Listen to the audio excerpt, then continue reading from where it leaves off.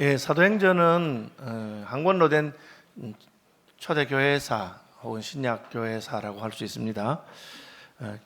교회에 어떤 일이 일어났고 그 일을 교회는 어떻게 감당했는가 하는 것을 보여줍니다.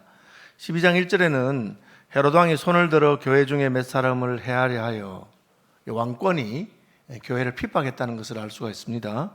요한의 형제 야고보를 칼로 죽이니, 그러니까 이제 사도죠. 요한과 야고보는 형제였고 세베대의 아들이었습니다. 예수님의 제자죠. 그런데 죽였습니다. 오늘 본문에는 무슨 죄목으로 죽였는지, 죽일 만한 일을 했는지 그런 게 기록되어 있지 않는데 죽일 만한 일을 했을 리가 없죠. 예수님의 사도들이니까 무슨 도덕적이나 윤리적인 죄를 지었을 리도 없고요. 그리고 그분들이 무슨 역모를 꾀한 것도 아니고 그렇게 죽였습니다. 이유 없이 죽였다는 것을 우리가 짐작할 수 있는 대목은 3절입니다. 유대인들이 이 일을 기뻐하는 것을 보고 베드로도 잡으려 할세. 베드로가 무슨 잘못한 게 아니고 유대인들이 기뻐하니까, 유대인들이 야고보를 죽인 것을 보고 막 기뻐하니까 이제는 그럼 베드로도 죽이자, 그런 겁니다.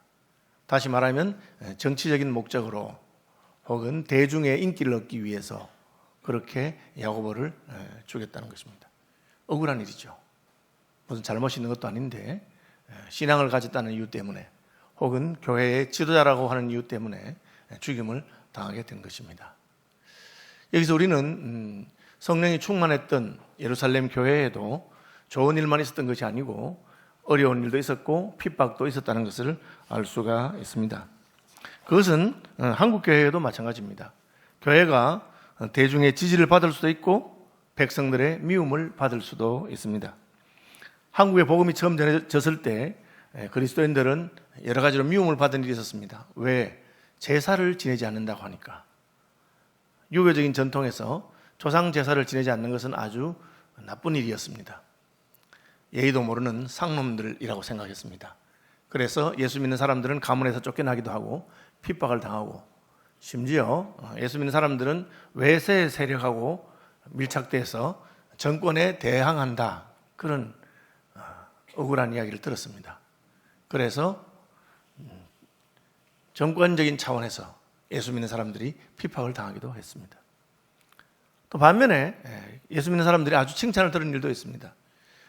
조선이 일본의 식민지가 되고 병합되었을 때 그냥 양반들이든지 지도자들이든지 그런 사람들이 아무 소리 하지 않았습니다. 그저 개인들의 영리를 위해서 그냥 일본에 협력하고 그렇게 했습니다. 백성들에게 나라를 다시 회복해야 된다, 그런 운동을 일으키고 한 사람들은 그리스도인들이었습니다. 그분들은 의식을 가지고 우리가 힘을 길러야 되겠다, 또 그렇게 했고, 아시는 대로 한일 합방이 된 다음에 9년 만에 있었던 3.1 독립운동을 일으켰던 사람들 33인 가운데 절반 이상이 그리스도인들입니다. 그래서 목사님도 계시고 그분들은 나라의 독립을 위해서 힘을 많이 썼습니다. 그래서 그리스도인들이 백성들에게는 진짜 나라를 사랑하는 사람들은 예수 믿는 사람들이다, 신사참배를 반대하다가 감옥에 가기도 하고 고문을 당하기도 하고 죽기도 하고 그렇게 많이 했습니다. 손영원 목사님 같은 분은 여순반란 사건이 났을 때 손동인, 손동신 두 사람이 반군 학생들에 의해서 죽었습니다. 그러나 자기 아들을 죽였던 학생들을 용서하고 그 아들을 양자로 입양하는 그런 일이 있었습니다. 그래서 사랑의 원자탄이라고, 어떻게 하면 자기 자식을 죽인 사람을 용서하고 입양할 수 있을까, 그런 칭찬 듣는 그런 일도 있었습니다. 어쨌든 교회는 역사 가운데 보면 때로는 박수갈채를 받으면서 칭찬을 듣기도 하고 때로는 아무 까닭 없이 핍박을 받고 어려움을 당하기도 합니다. 지금도 북한의 수용소에 갇혀 있는 사람들 가운데 절반이 그리스도인이라고 합니다. 그분들이 무슨 정치적인 목적으로 잘못을 한 것이 아니지만 예수를 믿는 사람들은 김일성, 김정일, 김정은 어떤 신격화에 반대하고 사람은 하나님이 될 수 없다는 생각을 하고 있기 때문에 자신들의 정권에 반대가 된다고 생각하면 그렇게 합니다. 이스라엘에서도 마찬가지였고 헤로드 왕이 손을 들어서 백성들을 해하려 했는데 정치가들은 백성들의 마음이 예수님을 따를 때는 예수님을 건드리지 못했습니다. 그러나 백성들의 마음이 예수님에게 돌았으면 예수님을 대적하는 일을 하고 그렇게 한 것이죠. 정치적인 목적을 위해서 그렇게 했습니다. 이처럼 교회에는 꼭 잘못을 해서가 아니라 잘못이 없어도 교회를 대적하고 핍박하는 세력이 얼마든지 일어날 수가 있습니다. 지금 전 세계에서 독재를 하고 있는 중국과 러시아에서 우리는 예수 믿는 사람들이 어려움을 당하거나 핍박당하는 일들을 볼 수가 있습니다.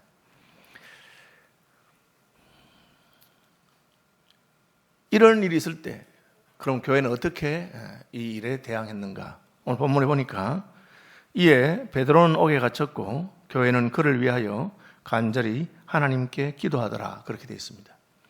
여기서 이제 특별한 것은 이것은 개인적인 기도가 아니고 교회가 기도했다고 하는 것입니다. 사도행전을 우리에게 보여주는 것은 그리스도인들은 기도하는 사람들입니다. 베드로는 제9시 기도 시간에 따로 기도하러 다니는 사람이었고 경건한 사람들은 시간을 정해놓고 기도하는 습관이 있었습니다. 그런데 단순히 개인적인 차원에서 기도하는 것이 아니라 교회적인 차원에서 교회가 마음을 모으고 힘을 모아서 합심해서 기도하는 것, 그것이 교회의 특징이었습니다. 오순절날 성령이 강림했을 때도 120명의 성도들이 함께 모여서 마가의 다락방에서 열흘 동안 전혀 기도에 힘썼고 그 결과로 하나님의 성령이 초대교회에 임하게 된 것을 알 수가 있습니다. 교회는 무슨 일이 있으면 그 일을 두고 함께 모여서 하나님 앞에 기도하는 전통을 가지고 있습니다. 한국 교회는 그런 면에서 기도하는 교회라고 할 수가 있습니다. 다른 나라 교회는 없는 수요 기도회가 한국 교회에 있습니다. 그리고 새벽 기도회가 있습니다.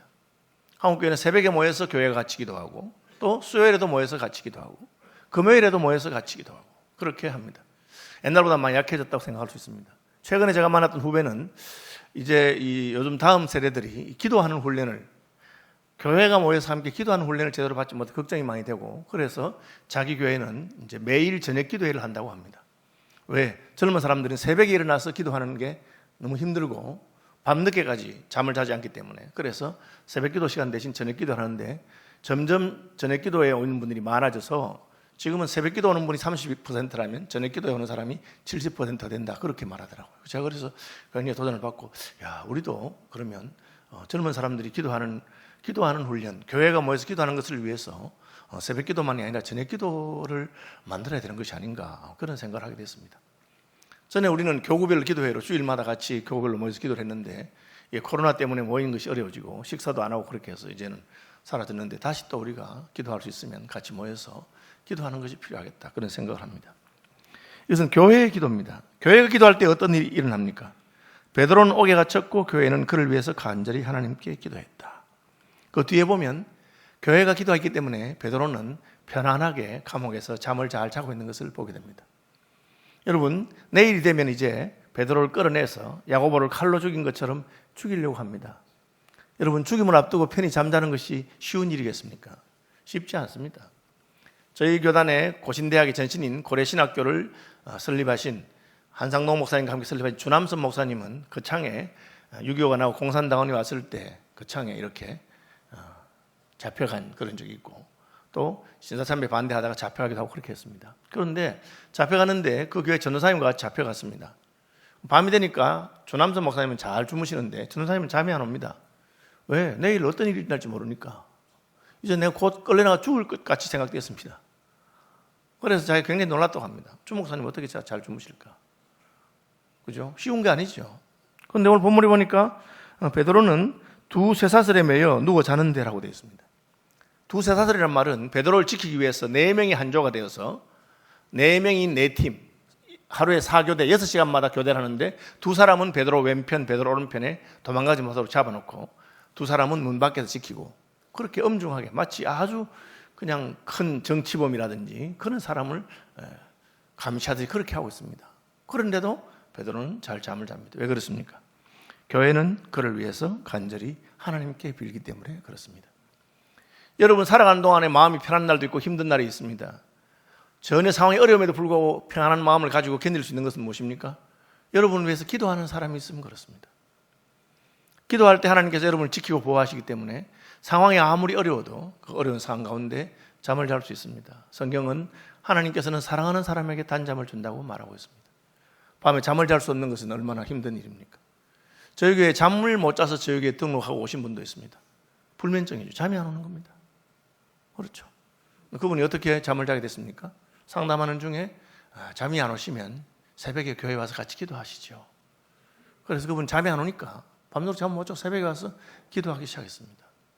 그런 중에 하나님께서 그의 불면증을 치유하여 주시는 것을 경험합니다. 여러분, 기도할 때 하나님 우리 함께 하시고, 기도할 때 하나님께서는 우리에게 마음의 평안을 주는 것을 알 수가 있습니다. 기도하자 어떤 일이 났습니까? 하나님께서 옥에 갇혀있는 베드로를 풀어냈습니다. 혼자 있는 게 아니에요. 두 사람이 옆에 지키고 있습니다. 문 앞에도 두 사람이 있습니다. 그런데 그냥 사슬이 풀리고 그 사람들은 베드로가 제 발로 걸어 나가는 것을 막지 아니합니다. 왜? 하나님께서 간섭하시기 때문에 그렇죠. 옛날에만 그런 일이 일어난 게 아니고 6.25 때도 그런 일을 경험했던 목사님들이 있습니다. 인민군이 쳐들어와서 교회를 싫어하기 때문에 교회를 불사르고 교회에 있는 사람 죽이고 하는데, 목사님 교회 강대상 앞에서 기도하고 있는데 인민군이 왔는데 하나님이 그 눈을 막으셔서 있는 것을 보지 못하고 그냥 지나간 그런 경험들을 하신 분들이 있습니다. 어쨌든 베드로는 감옥에서 나오게 됐습니다. 더 재미있는 사실은 베드로가 감옥에 나와서 기도하는 교인들이 모여서 기도하는 집에 갔습니다. 문을 두드립니다. 안에는 지금 기도하고 있습니다. 그러니까 누가 문을 두드리니까 그 하인, 종이라고 하는 로데라고 하는 이름을 가진 여종이 나왔습니다. 누구세요? 하니까 베드로가 나왔어. 하나님이 감옥에서 나를 풀어 나왔어. 빨리 문 열어줘. 그러니까 문을 열어줘야 되는데 이 계집종이 너무 놀라가지고 문도 안 열어주고 그냥 들어가 버렸습니다. 들어가서는 베드로 사도가 나오셨어요. 그렇게 말했어요. 문을 열어줬으면 같이 들어갔으면 될 건데 문 안 열어주고 혼자 들어가서, 그러니까 안에 기도하던 사람들이 무슨 말하는 거야 지금? 베드로 지금 감옥에 갇혀있는데 왜 여기 베드로가 문을 두드리고 있겠어? 아니 그게 아니고 방금 제가 나가보니까 문을 막 두드리고 있어요. 에이, 어떻게 베드로가 문을 두드려? 여러분, 이상하지 않아요? 여러분, 기도하고 있는데 왜 베드로가 왔는데 그 베드로라고 생각하지 않았을까요? 베드로가 맞아요 그렇게 하니까 천사겠지, 베드로의 천사겠지 그렇게 말했습니다. 천사가 베드로를 지키고 있다가 왔다고 생각한 것입니다. 그 말은 베드로가 죽었다는 뜻입니다. 죽고 그냥 천사만 왔다고 그렇게 생각한 것이죠. 이상하지 않아요? 그래서 어떤 분들은 이 본문을 해석하면서 교회는 기도하면서 믿음도 없고 설마 베드로를 구해주겠나, 그렇게 기도했는데도 하나님이 역사하셨다, 우리가 뭐 꼭 믿고 기도 안 해도 기도만 하면 들으신다, 그렇게 해석하는 분이 있어요. 저는 그 해석에 반대합니다. 왜? 초대교회는 믿음 없는 교회가 아닙니다. 초대교회는 성령 충만하고 믿음이 있는 교회였습니다. 왜? 전에 한번 하나님께서 옥에 갇힌 베드로를 풀어준 적이 있습니다. 그런 경험이 없는 것도 아니에요. 그런데 왜 이분들은 베드로가 왔는데 베드로라고 생각 안 했을까요? 그건 한 가지입니다. 그들이 베드로를 하나님이 풀어달라고 기도하지 않았기 때문입니다. 하나님 감옥에 있는 베드로를 풀어주십시오 그렇게 기도했더라면 베드로가 왔을 때 기도 응답 받은 줄 알았을 것입니다. 그럼 왜 그렇게 기도 안 했을까? 야고보가 죽었거든요. 지난번에 갇혔을 때 하나님께서는 옥에 있는 베드로를 풀어주었습니다. 이번에 야고보가 잡혀갔습니다. 교회가 기도했습니다. 그런데 야고보는 죽었습니다. 헤롯의 칼에 죽었습니다. 교회는 생각이 된 것이죠. 왜 하나님께서 야고보를 죽게 하셨을까? 교회는 아마 하늘의 밀이 땅에 떨어져 죽으면 많은 열매를 맺고 죽지 않으면 하늘 그대로 있다고 하는 말씀을 기억하고, 이제는 하나님께서 순교의 피를 받으시기를 원하시는 때가 온 것인가 보다. 왜? 그 전에 스데반이 또 죽었습니다. 돌에 맞아서. 스데반이 죽고 이제는 야고보도 죽었습니다. 그리고 베드로가 잡혀갔습니다. 그러므로 교회는 베드로를 살려달라고 기도하는 것이 아니라 하나님 우리의 죽음을 받으시고 베드로의 순교를 통해서 더욱 담대하게 하나님의 복음이 증거되게 해달라고 그렇게 기도했을 가능성이 많이 있습니다. 왜냐하면 오늘 본문에는 기도 내용이 안 나오지만 그 앞에 나와 있는 기도 내용들을 보면 교회는 어려움이 왔을 때 어려움을 없애달라고 기도하기보다는 이 어려움 가운데서 우리가 굴복하지 아니하고 죽으면 죽을 것이고 어려움이 있어도 담대하게 복음을 전하게 해달라 그렇게 기도했기 때문입니다. 그래서 베드로가 나왔는데도 불구하고 설마 베드로가 나왔을까 생각한 것처럼 보입니다. 그렇게 기도하지 않았기 때문에. 여러분, 교회는 어떻게 기도해야 되는 공동체입니까? 우리에 있는 모든 어려움이 물러가게 해달라 그렇게 기도하는 곳이 아닙니다. 교회는 어려움 가운데서도 우리가 흔들림이 없이 하나님을 잘 섬길 수 있도록 해달라. 일제시대 때 신사참배를 반대하다가 감옥에서 순교하신 우리 믿음의 선배들이 종종 있습니다. 우리가 국립현충원에 가면 우리 주기철 목사님 무덤이 있는데 그분도 일제시대 때 일본 정부에 의해서 감옥에서 죽었기 때문에 국가유공자로 지정돼서 그렇게 되어 계십니다. 그분이 감옥에 있다가 고문을 너무 많이 당해가지고 아시는 대로 못을 거꾸로 꼽아놓고 그 위로 지나가게 하고 그렇게 했다고 합니다. 그러다가 죽을 것 같으니까 일본 그 간수들이 야 이거 가석방 시켜주자. 감옥에 죽으면 일이 시끄러워진다. 그래서 그 부인 되는 사모님 보고 목사님 데리고 오라고 연락을 했습니다. 그리고 가서 부인 되시는 사모님이 그 목사님 만나서 말했는지 아십니까? 목사님 나오지 마세요.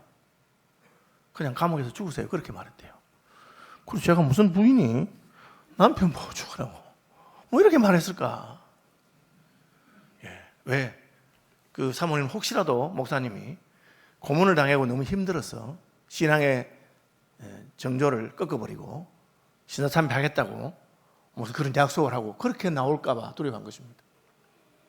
하나님의 일에 대해서 죽으시더라도 믿음을 따라 사시길 바라고 그렇게 말한 것입니다. 실제로 주 목사님은 감옥에서 순교하셨습니다. 그것만 봐도 믿음의 사람들이 단순히 환경이 편해지기를, 어려움이 없어지기를 그렇게 기도한 분들이 아닙니다. 교회는 기도할 때 이 풍랑을 인해서 하나님의 영광이 더욱 드러나기를 바라고 이 고난의 세월 가운데 우리가 믿음을 저버리지 않도록 고난을 통해서 오히려 하나님의 영광이 나타나도록 그렇게 기도하는 교회인 것을 알 수가 있습니다. 그것은 혼자 할 수 있는 기도가 아닙니다. 그것은 교회가 모여서 함께 기도할 때 장작을 하나만 나오면 불이 잘 꺼지지만 여러 개를 모아놓으면 불이 잘 붙는 것처럼 그래서 합심해서 기도하는 것입니다. 저희 교단은 이번에 교단 설립 70주년을 맞이해서 70일 특별 새벽 기도를 했습니다.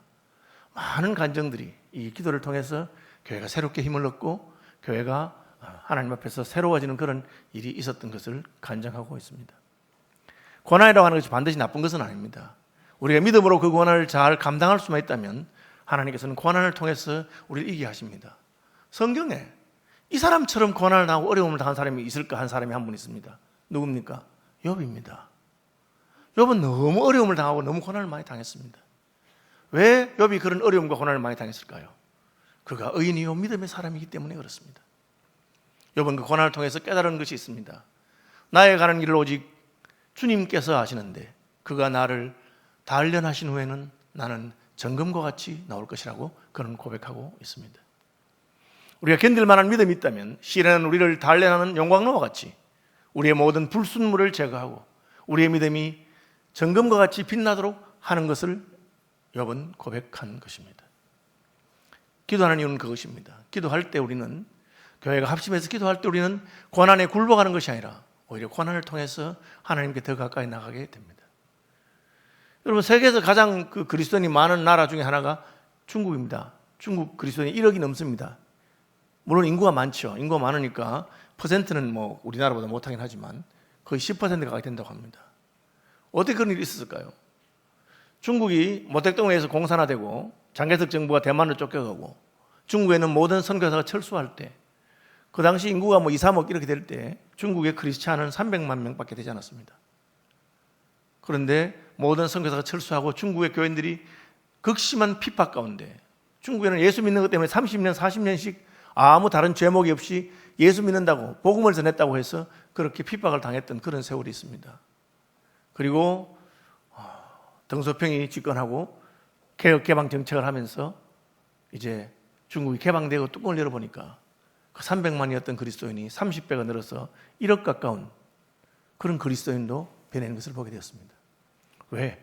그 고난의 세월 가운데 중국 교회가 교회의 기도로 그것을 견뎠기 때문에 하나님께서는 아주 강력한 교회를 세운 것을 알 수 있습니다. 지금도 중국의 지하교회 형제자매들과 만나서 교통하고 교회하는 분들은 그분들이 뭐 신학적인 깊이라든지 그런 훈련이라든지 그런 것이 부족함에도 불구하고 주님을 향한 사랑과 믿음이 얼마나 견고한지 모릅니다. 왜? 기도하면서 고난의 세월을 견뎠기 때문에 그렇습니다. 사도행전 우리에게 교회는 어려움을 당했을 때 약해지는 것이 아니라 어려움을 당했을 때 합심해서 기도함으로 말미암아 오히려 더 강력한 하나님의 군대로 거듭나는 것을 보여주고 있습니다. 그것이 바로 교회의 기도입니다. 저는 교회가 기도해야 될 시대가 되었다고 생각합니다.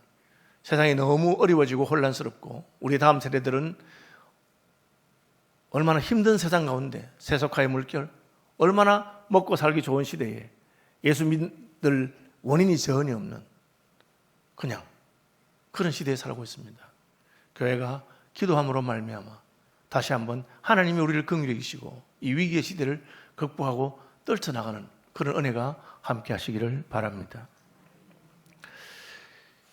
이 핍박이 와서 교회는 복음을 증거하게 되고 핍박이 와서 오히려 흩어지면서 복음을 전합니다. 우리가 이 11장 마지막 부분 보면 그렇게 11장 19절에 보시면 그때 스데반의 일로 일어난 환란으로 말미암아 흩어진 자들이 베니게와 구브로와 안디옥까지 이르러 유대인에게만 말씀을 전하는데 13장에 나오는 이 안디옥 교회는 이 흩어진 그리스도인들이 핍박 때문에 흩어진 그리스도인들이 복음을 전해 세워진 교회입니다. 그 중에 구브로와 고레네 몇 사람이 안디옥에 이르러 헬라인에게도 말하여 주 예수를 전파한다. 전에는 유대인들에게만 복음을 전거했는데 흩어져 살다 보니까 자연스럽게 이방인들을 만나게 되고 헬라인을 만나게 되고 자연스럽게 복음이 헬라인들에게 전해지는 역사가 있었습니다. 이 안디옥 교회는 유대인 교회가 아니고 다민족 교회입니다. 13장 1절 보시면 안디옥 교회에 선지자들과 교사들이 있으니 이 선지자와 교사는 계시의 통로입니다. 하나님의 계시의 말씀을 그대로 전달하는 사람이 선지자고 교사는 그 계시의 말씀을 성경에 비추어서 해석해주고 풀어주는 오늘날로 말하면 목사와 같은 직업입니다. 그래서 목사를 교회의 교사라고 합니다. 선지자와 교사가 있는데 바나바와 니게르라 하는 시몬과 이 니게르라고 하는 말은 영어로 말하면 니그로라고 하는 뜻입니다. 니그로. 여러분 니그로는 흑인을 말하죠. 그래서 안디옥 교회에는 흑인 교사도 있었습니다. 바나바와 니그로라 하는 시몬과 구레네 사람 루기오와 분봉왕 헤롯의 젖동생 마나. 이 젖동생이라는 말은 유모가 같은 사람이죠. 같은 유모에게 젖을 먹고 자랐다는 뜻입니다. 그러니까 헤롯의 왕궁과 관련이 되는 정치권과 관련된 그런 사람도 있었고요. 그리고 사울입니다. 이 5명의 목사들이 있었는데 이 목사님들의 이름을 본다면 이 교회는 다민족 교회 혹은 다문화 교회인 것을 알 수가 있습니다. 핍박 가운데 교회가 굴복하는 것이 아니라 오히려 기도하면서 이 핍박을 통해서 복음이 더 확장되게 해달라고 기도했고 하나님은 그 기도를 들으셨습니다. 그래서 베드로를 살려줬을 뿐 아니라 흩어진 성도들을 통해서 복음이 안디옥까지 전거되게 되고 이 기도의 응답으로 안디옥의 교회가 세워지게 됩니다. 안디옥 교회는 급속하게 성장하는 교회였습니다. 이방인들 가운데 많은 사람이 믿었고 목회자가 5명이나 되니까 그 교회가 큰 교회라고 합니다. 수천 명이 되는 교회라고 생각하는 분들도 있습니다. 안디옥 교회가 주를 섬겨 금식합니다. 이 주를 섬기는 금식은 3절에 나오는 금식 기도와는 다릅니다. 3절에 이에 금식하며 기도하고 우리가 기도할 때 금식하는 수가 있습니다. 왜? 그 기도의 강력함을 보여주기 위해서. 하나님 앞에 우리의 기도가 얼마나 간절한 것을 보여주기 위해서 음식을 먹지 않고 기도합니다. 일종의 단식 투쟁과 같은 것입니다. 아주 기도의 힘이 강해집니다. 여러분 그냥 해서 기도해서 되지 않을 때는 금식 기도하는 것이 더 강력한 기도입니다. 그렇지만 2절에 나오는 주를 섬겨 금식하는 것은 금식 기도가 아닙니다. 이것은 주를 섬기는 금식입니다. 주를 섬기는 금식이 무엇이냐? 헬라어에서 이 주를 섬긴다고 하는 말은 오직 한 가지 뜻을 가지고 있는데 그것은 자기의 직무를 감당한다는 뜻입니다. 내 직업에 속해 있는 일을 한다. 내 직분에 속해 있는 일을 한다는 것입니다. 예를 들어서 목사가 주를 섬긴다고 하면 그것은 한 가지 뜻을 가지고 있는데 예배를 인도하거나 설교를 하거나 성찬식을 인도하거나 목사의 직무를 감당하는 뜻입니다. 여기에 안디옥 교회의 선지자들과 교사들은 말씀을 섬기는 사람들인데 이분들이 주를 섬긴다는 말은 거의 90% 이상 하나님의 말씀을 가르치는 일종의 사경회, 성경 말씀을 가르치는 일을 하고 있었다는 뜻입니다. 그런데 말씀을 가르치다가 왜 금식합니까? 주를 섬기는 금식은 말씀을 가르치는 그 일을 하는 일에 너무 열중해가지고, 그죠?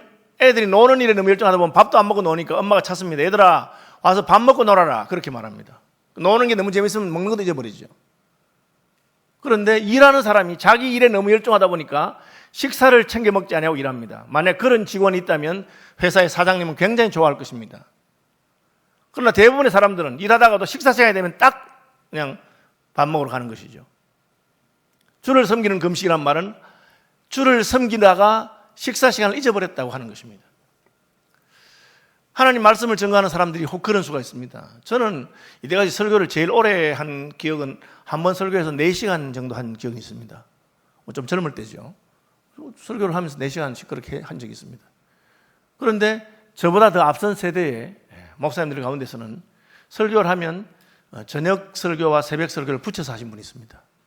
부산 거제교회 김종환 목사님은 SF 수양회 하면은 설교 말씀하시는데 저녁 7시에 집회를 시작해서 설교를 하시면 8시, 9시, 10시, 11시, 12시, 1시, 2시, 3시, 그때 4시 새벽 기도면 4시까지 합니다.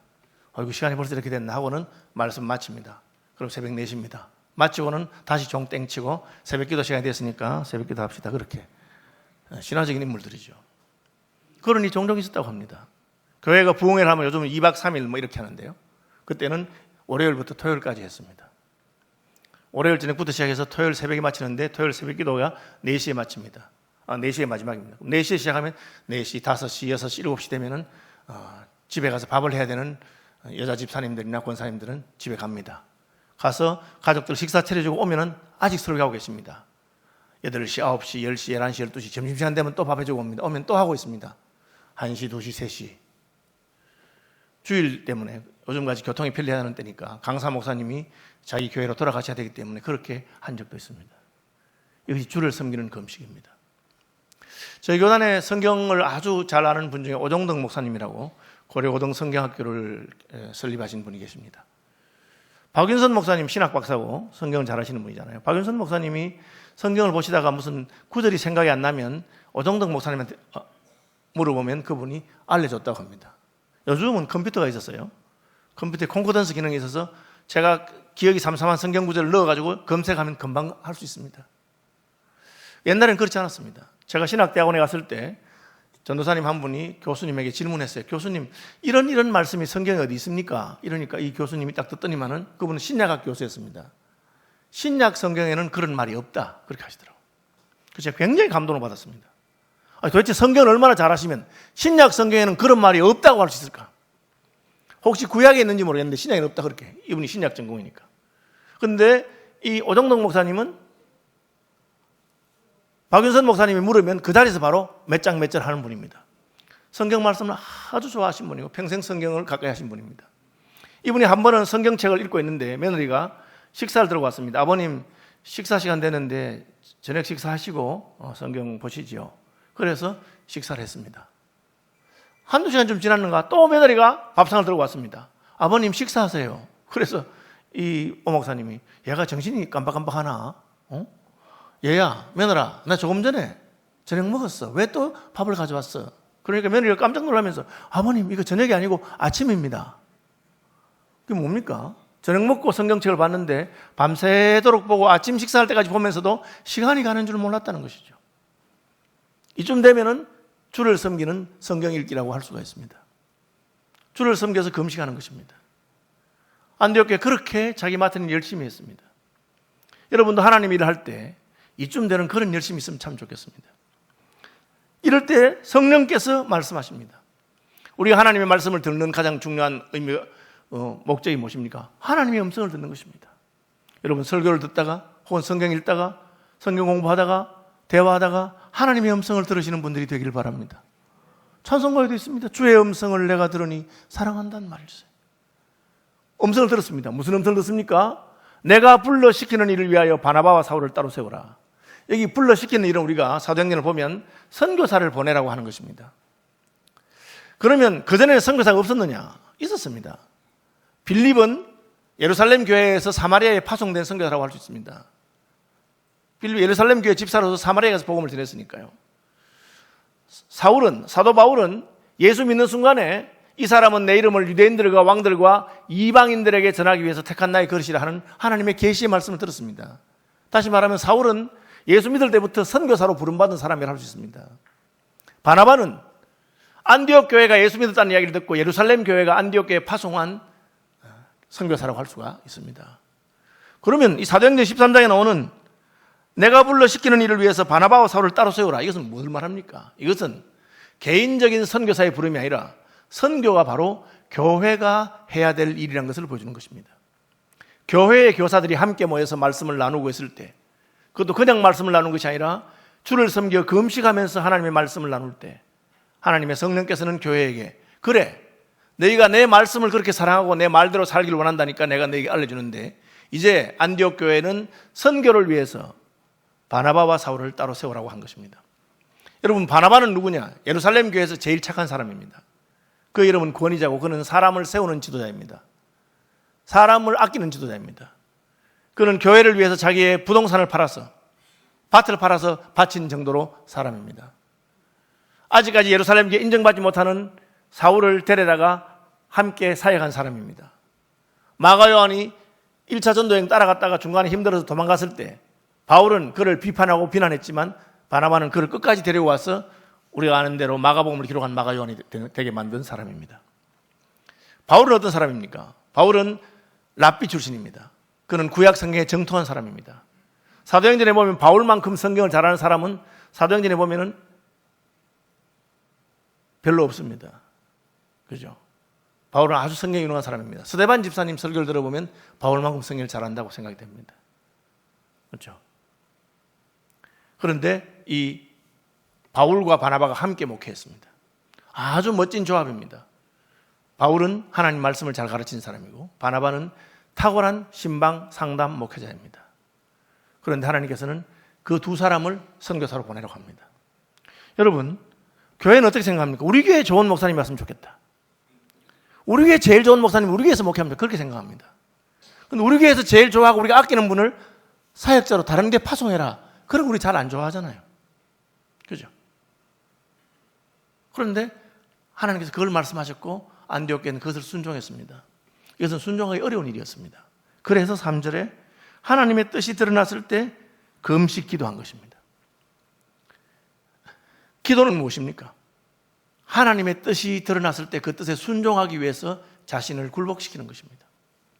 여러분, 예수님이 언제 가장 강력한 기도를 하셨습니까? 십자가에 못 박히기 전에 겟세마네 동산에서 가장 강력한 기도를 하셨습니다. 왜? 자신이 십자가에 못 박히는 것이 하나님 아버지의 뜻이지만 그것은 쉽게 순종할 수 있는 일이 아니었기 때문입니다. 그래서 철회하시면서 자신을 하나님께 복종시킨 것입니다. 안디옥 교회는 하나님께서 바나바와 사울을 따로 떼어서 선교사로 파송하라는 말을 들었을 때 교회가 모여서 금식하면서 기도하고 그 말씀에 순종했습니다. 이미 선교사로 파송받은 바나바요, 이미 선교사로 부름받은 바울이지만 교회에게 하신 명령은 선교가 개인적인 차원에서 개인의 일이 아니라 교회의 일인 것을 보여주는 것입니다. 저는 저희 교회가 파송한 박진대 선교사님, 김영희 선교사님 부부에서 굉장히 자랑스럽게 생각합니다. 그분들은 진짜 선교사이기 때문에.